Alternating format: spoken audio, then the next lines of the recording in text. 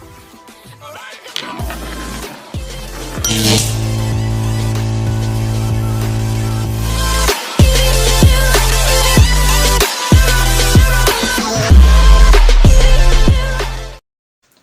वालेकुम, मैं हूँ साद और आप देख रहे हैं व्लॉग बाय साद। आज मेरा पहला व्लॉग है और मेरे व्लॉग्स बनाने का मकसद ये है कि मैं लोगों को अवेयरनेस फैलाऊँ। बहुत सारे माशरे के अंदर इस तरह के टॉपिक्स हैं जिनके बारे में लोगों को पता है या वो लोग बात नहीं कर सकते अपने जानने वालों से या जिससे जिससे कंसर्न है बात करने का, उनसे बात नहीं कर सकते और बहुत सारे कन्फ्यूजन्स होती हैं, शर्म होती है। तो आज मैं आपको उन सारी अवेयरनेसेस के जो है वो टॉपिक्स पे बात करना शुरू करूँगा आज से, ठीक है? तो सबसे जो मेरा पहला टॉपिक है डिस्कस करने का और अवेयर करने का, वो है पेरेंटिंग। इस मामले में मैं बहुत सारी बातें आप लोगों से स्टेप बाय स्टेप करूँगा, शेयर करूँगा आपसे। और अगर इनमें से कोई ऐसी चीज़ है जो मैंने गलत बोली हो या मेरे थ्रू आपको गलत पहुँचे और आपको इसमें कोई और अच्छा सजेशन मिले, आपके ज़हन में हो, तो वो आप मुझसे पर्सनली शेयर कर सकते हैं ताकि मैं आपसे वो चीज़ डिस्कस करके वो चीज़ भी आगे अवेयर कर सकूँ, ठीक है? तो पेरेंटिंग जो है ना वो सबकी ज़िंदगी का सबसे इम्पोर्टेंट किरदार होता है। अगर किसी की पेरेंटिंग अच्छी हुई हो तो उस बंदे की लाइफ सेट हो जाती है बहुत हद तक। और अगर पेरेंटिंग ख़राब हो तो उसकी लाइफ ख़राब हो सकती है। मैं सिर्फ एजुकेशन की बात नहीं कर रहा हूँ, मैं मेंटल अवेयरनेस की बात कर रहा हूँ, इंसान की फिजिकल अपीयरेंस की बात कर रहा हूँ। ओके, तो आज का सबसे पहला टॉपिक है पेरेंटिंग। तो पेरेंटिंग की स्टार्ट जो है ना वो मैं आपको करना शुरू करता हूँ। कुछ चीज़ें आगे पीछे भी हो सकती हैं, तो उस चीज़ को माइंड ना कीजिएगा क्योंकि मेरा पहला व्लॉग है, तो मैंने कुछ लिख के नहीं रखा हुआ है। जो चीज़ मेरे माइंड में बस मैं सिर्फ वो आपसे शेयर कर रहा हूँ और स्टेप बाय स्टेप मैं आगे जाता रहूँगा। कुछ लोग अपने पेरेंटिंग को लेकर बहुत पॉसेसिव होते हैं कि हम अपने बच्चे को किस तरह पालें, किस तरीके से पालें, हम इसको किस तरह संभाल के रखें, किससे बचा के रखें, कौन अच्छा है, कौन बुरा है। बहुत सारी चीज़ें लोगों के माइंड में होती हैं। तो ज़्यादती तो हर चीज़ की बुरी है। बेशक आप वो खाने में करो, मेडिसिन में करो, पानी में करो, किसी भी चीज़ में ज़्यादती हर चीज़ की इंसान को नुकसान देती है। तो सबसे पहले तो आपने ये करना है कि आपने ओवर पॉसेसिव किसी चीज़ में भी नहीं होना और बच्चे के अंदर अपने लिए डर पैदा करने के बजाय कि वो आपकी बात माने, आपका कहना सुने, डर पैदा करने के बजाय उसके अंदर आप अपने लिए दिल से इज़्ज़त पैदा करवाएँ। और वो वक़्त के साथ होगी। जैसा आप उसके साथ रवैया रखेंगे, उसके हिसाब से निर्भर करता है कि वो आपसे किस तरह रिस्पेक्ट से बात करता है, दिल से रिस्पेक्ट। डर वाली रिस्पेक्ट नहीं होनी चाहिए, दिल से रिस्पेक्ट होनी चाहिए अपने पेरेंट्स के लिए, बच्चों के दिलों में। तो उसके लिए आपको बच्चों का दोस्त बनना पड़ेगा। दोस्त बनने का मतलब ये नहीं है कि बच्चे आपकी रिस्पेक्ट नहीं करेंगे, वो सिर्फ़ आपके दोस्त होंगे और वो आपकी बात नहीं सुनेंगे। फ्रेंडशिप करने का मतलब ये है कि बच्चों के जेंडर्स के हिसाब से हर पेरेंट्स जो हैं वो उन टाइम से गुज़र कर आ चुके हैं जो टाइम से बच्चे गुज़र रहे हैं। तो मेल बच्चा है तो उसकी ज़्यादा जो प्लस पॉइंट है वो फादर की तरफ है और जो फीमेल बच्ची है उसकी ज़्यादा जो प्लस पॉइंट है वो मदर की तरफ है। पर दोनों की तरफ भी निर्भर करता है। ज़्यादा बेहतर होता है कि अगर मेल बच्चा है तो उसकी ज़्यादातर पेरेंटिंग की जो वॉइस वाली चीज़ें हैं वो उनको उसके पेरेंट्स में से बाप सिखाए और जो लड़की की है वो मदर सिखाए।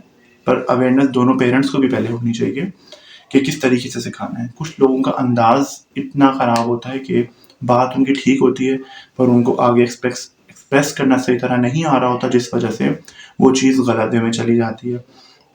जैसा कि मैंने कहा कि हर पेरेंट्स जो हैं वो उस लाइन में से गुज़र कर, उस एज में से गुज़र कर आ चुके हैं जिसमें से उनके बच्चे गुज़र रहे हैं।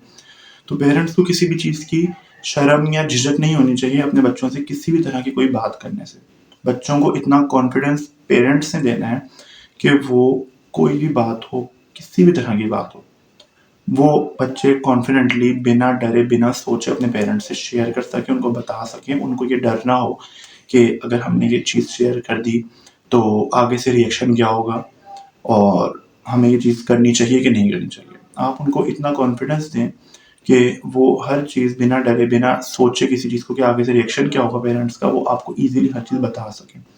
और आपने भी सुनकर तहम्मुल के साथ उनकी बात का जवाब देना है या सजेशन देना है।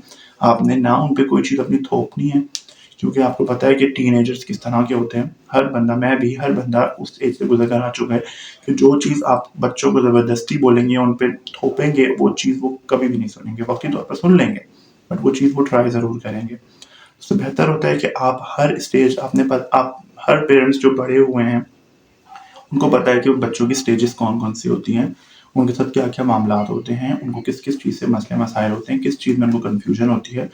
तो पेरेंट्स आपस में पहले मशवरा करें और उस हिसाब से अपने बच्चों की पेरेंटिंग करें। उनको हर स्टेप्स के हिसाब से जब उनकी वो एज पहुँचे, पेरेंट्स उनको उस हिसाब से गाइड करें। बेटा है तो उसको बाप गाइड करे, बेटी है तो उसको माँ गाइड करे, क्योंकि टीनेजर्स के दिमाग में बहुत सारी ऐसी कन्फ्यूजन्स होती हैं जिनकी वजह से वो लोग सही तरह सबसे बात नहीं करते। बहुत सारा के हर बच्चे की टाइप डिफरेंट होती है, तो मैं आपको कुछ दिखाऊँगा, कुछ शेयर करूँगा जो मैंने अपने सामने देखी है। क्या आपने सबने नोट किया होगा, मोस्टली जो टीनेजर्स होते हैं ना, वो चिड़चिड़े थोड़े-से हुए होते हैं। वो हर चीज़ में चिढ़ रहे होते हैं, उनके कोई एक मूड स्विंग्स हो रहे होते हैं, ठीक है? वो चिढ़े होंगे, किसी से बात करने का शौक नहीं होगा उनको, वो इतने हँसमुख नहीं होंगे, पर फ्रेंड्स में वो बहुत अच्छे होंगे।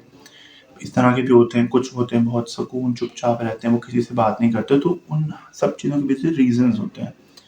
पेरेंट्स को जासूसी करने के बजाय कि वो जासूसी करें, और अगर पकड़े गए तो वो बच्चों की लाइफ में वो ट्रस्ट खो देंगे अपना कि ये तो हमारी जासूसी कर रहे हैं, तो बच्चों को ये चीज़ें नहीं पसंद होती हैं। तो बेहतर ये है कि आप उनके अंदर एक कॉन्फिडेंस अपना दें कि कोई भी उनके दिमाग में चीज़ है, कोई भी कन्फ्यूजन अपनी बॉडी के लिए है, लोगों के लिए है, वो हर चीज़ अपने पेरेंट्स से बिला झिझक शेयर करें। उनको कोई ऐसी चीज़ ना हो कि आगे से क्या रिएक्शन मिलेगा। आपने हमेशा अपना पॉज़िटिव अच्छा रिएक्शन देना है, ताकि वो नेक्स्ट टाइम आपसे कोई बात करते हुए घबराए ना, कि पता नहीं आगे से क्या रिएक्शन मिलेगा। मेन सबसे ज़्यादा डर बच्चों के दिल में ये होता है कि आगे से रिएक्शन क्या मिलेगा।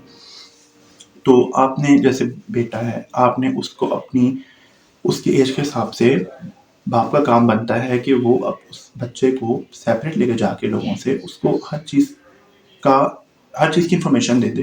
उसकी बॉडी के बारे, जो उसमें ग्रो हो रही चीज़ें, उसके हिसाब से। मैं इस चैनल में कोई भी चीज़ ढके-छुपे लफ्ज़ों में बताने का कायल नहीं हूँ। मैं बोलता हूँ कि ढके-छुपे लफ्ज़ों में बताने से बेहतर है आप उसको बिल्कुल क्रिस्टल क्लियर हर चीज़ करें। ताकि अगर आप ढके-छुपे लफ्ज़ों में बताओगे, उनको नहीं समझ आएगी, उनके अंदर इतनी भी हिम्मत ना हो कि वो आपसे क्लियरली पूछ सकें। उससे बेहतर है कि आप हर चीज़ साफ-सुथरे अल्फाज़ों में उनको बता दो।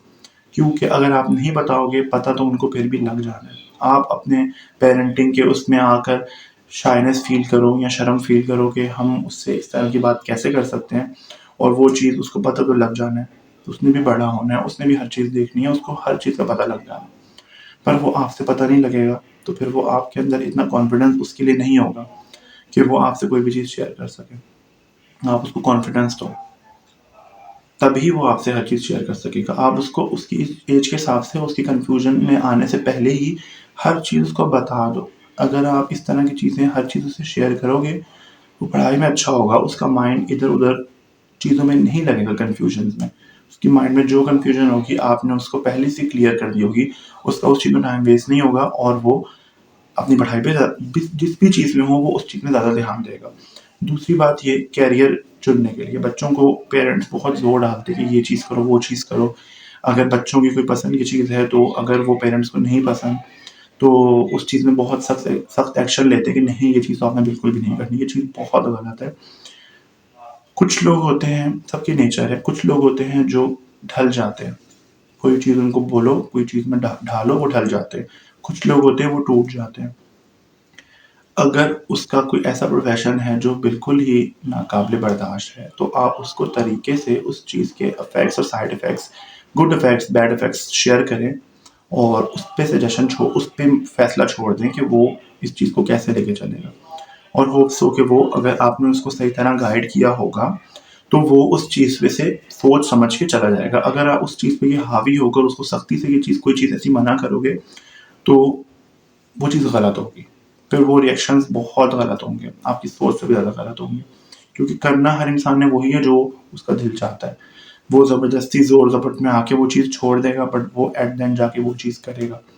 तो बेहतर है कि आप तसल्ली से, आराम से, हर इंसान अपने बच्चों के नेचर के हिसाब से उसके साथ चले। बच्चे बहुत सेंसिटिव होते हैं, पेरेंट्स बड़े हुए होते हैं, काम कर रहे होते हैं, तो उनमें एंगर इश्यूज़ होते हैं, उनमें स्टैमिना इतना नहीं होता कि वो इतना पेशेंस रखें, वो बर्दाश्त करें। पर बच्चों के अंदर इतनी हिम्मत नहीं होती है कि वो इतना गुस्सा, इतनी हाइपरटेंशन पेरेंट्स की जो है वो बर्दाश्त कर सकें।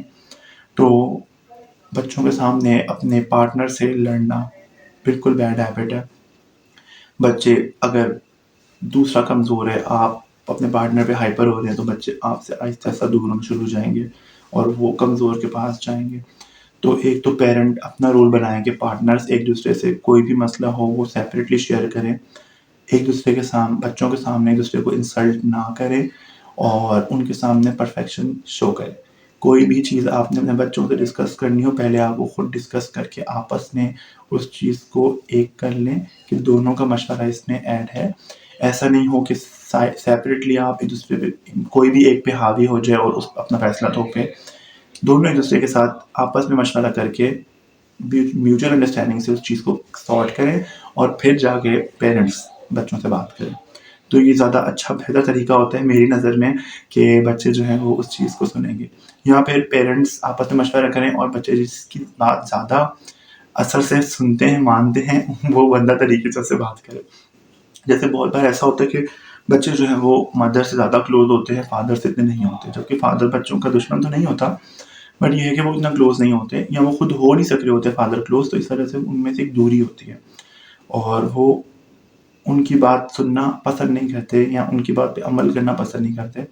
तो अगर फादर या फिर फादर्स को एक्सप्रेस करना नहीं आता अपनी बात को, कि वो अक्खड़ लहजे में या गुस्से के लहजे में अपनी बात एक्सप्रेस करेगा और वो बच्चों के दिमाग में नहीं आएगी। तो उससे बेहतर ये भी हो सकता है कि अगर बच्चे माँ से ज़्यादा क्लोज़ हैं, तो फादर पहले माँ से ये चीज़ कोई भी चीज़ हो वो डिस्कस करें और फिर माँ जाके तरीके से अपने बच्चों से वो चीज़ डिस्कस करे। ऐसा भी हो सकता है। और अगर बच्चे माँ से ज़्यादा क्लोज़ हैं, तो माँ इस तरह कर सकती है। पर बच्चों के सामने आर्ग्यूमेंट कर उनका माइंड जो है वो कन्फ्यूज़ करने का कोई मकसद नहीं बनता। पहले आप एक-दूसरे के साथ म्यूचुअल अंडरस्टैंडिंग से अपनी वो जो फैसला आपने बच्चों के लिए किए हैं, किसी के लिए भी किया है, वो पहले आप आपस में डिस्कस करें, ताकि आप दोनों उनके उनके सामने कन्फ्यूज़ ना हों या आपस में बहस ना करें और फिर जाके बच्चों से वो चीज़ शेयर करें। तो गाइज़ आज के लिए मैंने सेंट्रल आइडिया बताया है, थोड़ा-थोड़ा सा हर चीज़ के स्टेप्स थोड़े बहुत बताए हैं कि ये है मेरा फर्स्ट यूट्यूब चैनल का ब्लॉग, ठीक है? तो इंशाल्लाह मैं आगे और ब्लॉग्स बनाता रहूँगा और अगर आप लोगों को कोई सजेशन देना है, मुझे मेरे पास बहुत सारे टॉपिक्स पड़े हैं। अगर आप लोगों को सजेशन देना है पेरेंटिंग या किसी भी मेरे टॉपिक के हवाले से, तो आप लोग मुझसे बात करके वो चीज़ डिस्कस कर सकते हैं, ताकि मैं नेक्स्ट अपनी वीडियो के अंदर वो चीज़ भी लाज़मी शेयर करूँगा, ठीक है? मेबी ऐसा हो सकता है कि कुछ पॉइंट्स मेरे दिमाग में नहीं आ रहे हों, वो आप लोगों के दिमाग में हो, तो वो आप लोग मुझसे शेयर कीजिएगा और मैं इस प्लेटफ़ॉर्म के थ्रू जो है वो आगे लोगों के साथ अवेयरनेस फैलाऊँगा। Thank you so much guys और मेरे चैनल को लाइक कीजिएगा, सब्सक्राइब कीजिएगा, एज़ यूजुअल जो काम होते हैं, वो सारे कीजिएगा ताकि मेरा चैनल जो है वो जल्द अज़ जल्द जो है वो मोनेटाइज़ हो और ज़्यादा से ज़्यादा लोगों को मेरी वीडियोज़ दिख सकें और मेरी वीडियोज़ शेयर भी कीजिएगा। थैंक यू, अल्लाह हाफ़िज़।